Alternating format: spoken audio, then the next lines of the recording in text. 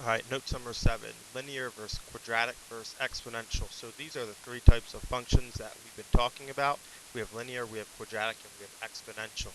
And when we're given a table of values, we can recognize which type of function we have by analyzing the pattern going on. Now, with a linear function has a constant first difference. So linear function has a constant first difference. All right, and that first difference is going to be your slope. All right, and I'm going to show you what the constant first difference means when we look at our tables. And with a quadratic function, now a quadratic function that's raised to the second power, this has a constant second difference. So it has a constant second difference. So a linear function is x to the first power. It's a first difference. A quadratic function is x to the second power, has a constant second difference. And the other types of functions we were talking about were the exponential functions. An exponential function, this is a geometric sequence where your y value is either being multiplied or divided by a constant number.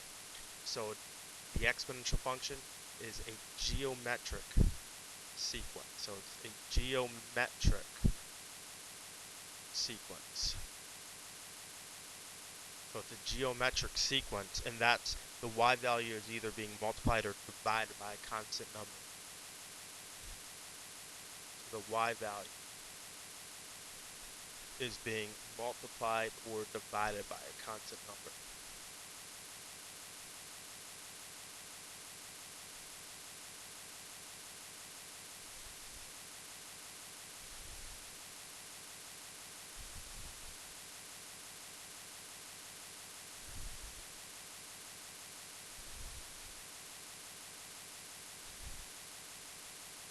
So an exponential function is your geometric sequence where our y value is being multiplied or divided.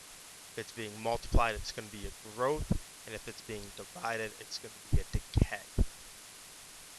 So when we look at our following tables to determine whether they're linear, quadratic, or exponential, we want to examine what's going on. So with our y values, when we look at our table, if we notice that our y values, well, we go from 5 to 7, which is plus 2, 7 to 9, which is plus 2, 9 to 11 is plus 2, 11 to 13 is plus 2. So this is our first difference. So this is the first difference because we're adding by 2 each time. So we're going up by 2. So this has a constant first difference, which is going up by 2. So this is a linear function. So linear function has that constant first difference, and that's where we get our slope from. Y over x, well, our difference in y is plus 2, x is plus 1, so the slope is 2 over 1. When we look at the second example, well, we go to see the first difference. Now, how do you go from 4 to 1? Well, when we go from 4 to 1, it's minus 3. From 1 to 0, minus 1. From 0 to 1, that's plus 1. From 1 to 4, it's plus 3. Well, there's nothing going on with this. So this is our first difference. Well, our first difference has nothing in common. So this is the first difference. So we know it's not linear.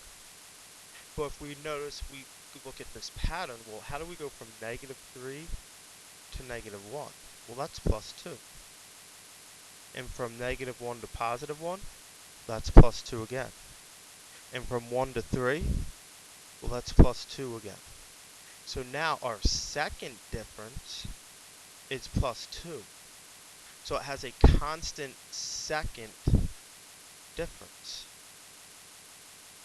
So since it has that second difference of plus 2, this is a quadratic. So this is a quadratic function. So a linear function has that first difference. A quadratic, it's not the first difference, but it's the second difference. So we went -3, -1, then +1, then +3. They weren't the same. But then it was +2, +2, +2. A constant second difference.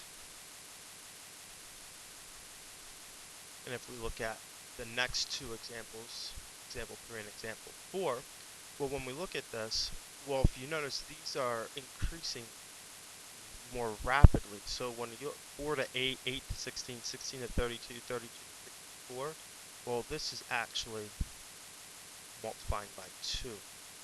So whenever we're multiplying or we're dividing, that is our geometric sequence. So our geometric sequence for this one is times 2. So we have a geometric sequence, which means this is exponential. And then we can also find our y-intercept and our b value, our growth. Well, the growth is times 2, so it's our equation. We can easily write our equation, which will be y equals 4 times 2 to the x. 4 is our y-intercept, 2 to the x. This is what we worked on yesterday in class. 2 to the x, that's our growth or rate of change. Well, not our growth factor times 2. When we look at number 4, we're going from 81 to 27 to 9 to 3 to 1. Well, this is decreasing rapidly.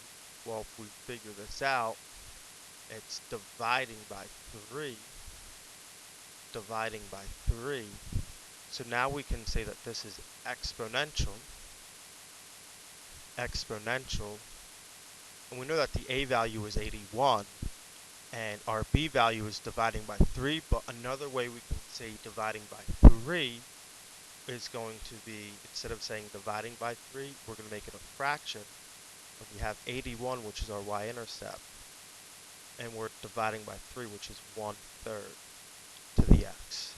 And now with questions 4 and 5, I want you to finish them tonight, and we're going to come back and go over them tomorrow to see if you understand this concept.